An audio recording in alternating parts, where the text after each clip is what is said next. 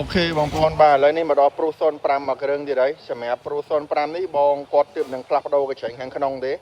គាត់ផ្លាស់ប្ដូរកន្លែងគេផ្លាស់ប្ដូរឲ្យគាត់យកទៅប្រើគាត់ថាត្រជាក់អត់មុត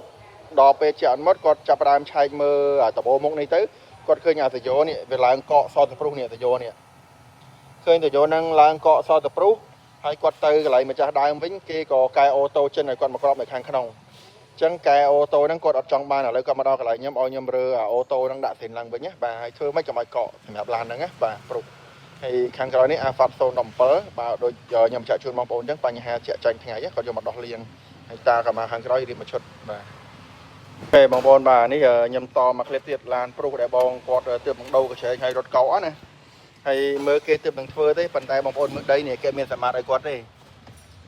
នេះមើលដីអត់មានយកខ្យល់ផ្លុំលាងសម្អាតតាមស៊ុំតាមអីគាត់ដៃជើងសាត់ដីទាំងអស់មើលនេះអូខេបងប្អូនឃើញទេបាទសាត់ដីដល់កន្លែងខ្ញុំរៀបមកតាមខាងឡើងវិញនេះអូខេបងប្អូនអរគ្នាបាទនេះអូតូដែលគេកែដែលឲ្យប្រាច់អូតូនេះ